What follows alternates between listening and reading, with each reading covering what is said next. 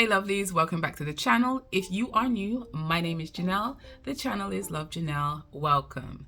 So I did recently receive a request on this video right here. I was showing you how I made waist beads with my favorite waist bead string, which is Aunt Lydia's crochet thread.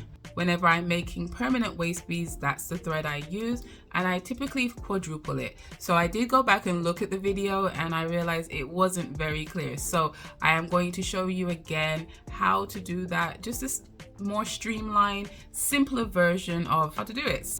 So if you came to this video to find out how to thread your needle to make a very strong string, preparing you for tie-on waist beads, keep watching.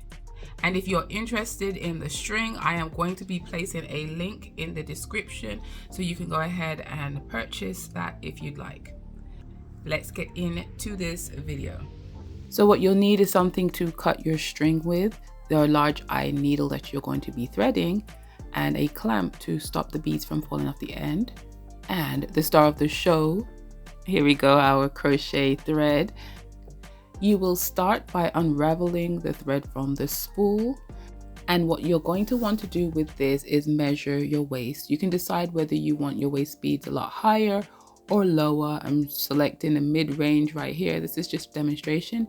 And then you're going to want to make sure you have some extra string left over, just to give you extra length and something to tie once you have finished creating your waist beads.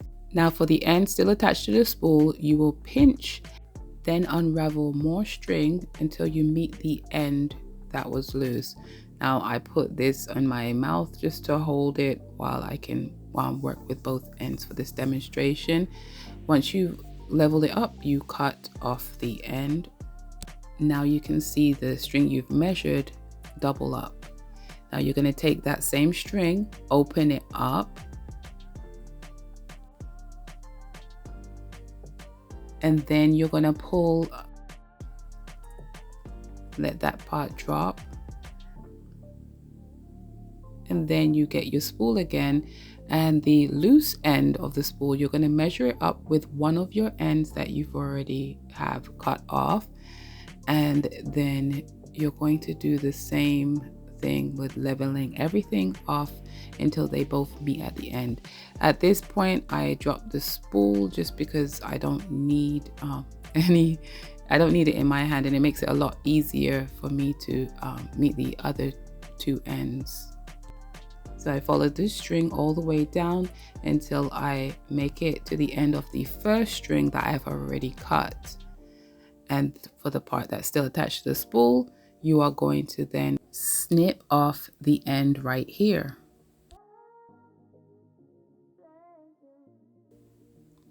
So now that's 2 on one side. That whole long length is going to be double your waist, or the part that you cut for your waist. You get your needle. This is a large eye hook needle. If you are using a bead spinner, this is the best needle for that. But if you can find a straight one, just make sure you have a large eye needle or a flexible needle. I can also put links in the bio for those. Now you're going to slide that straight through and pull through until both ends meet. So you have 2 pieces of string on each side. Once you have them meet in the middle, we have 4.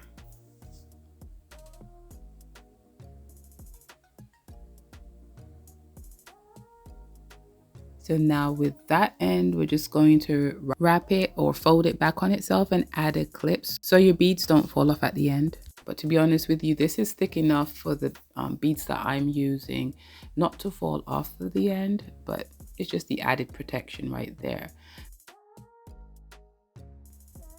Now, if this is the first time you're coming across my videos, my name is Janelle. The channel is Love Janelle. I make waist bead videos along with personal development.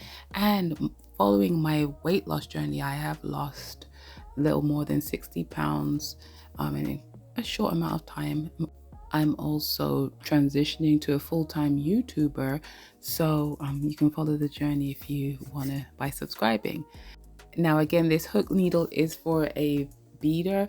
I do have videos on this channel. If you want, I can link here if you want to see me make waist beads with that, but I'm showing you how easy it is to go ahead and thread that string onto that. So give it a try for yourself. So I hope that was helpful to my lovely and anyone else that was interested in threading their string, just making a really strong base for you to, you know, start your waist beads on. If you have any other questions, put that in the comment section down below. If you have any video requests for me, be sure to also put that in the comment section below. What do you want to learn? What do you want to know? And I'll be sure to get back to you with a video response. All right.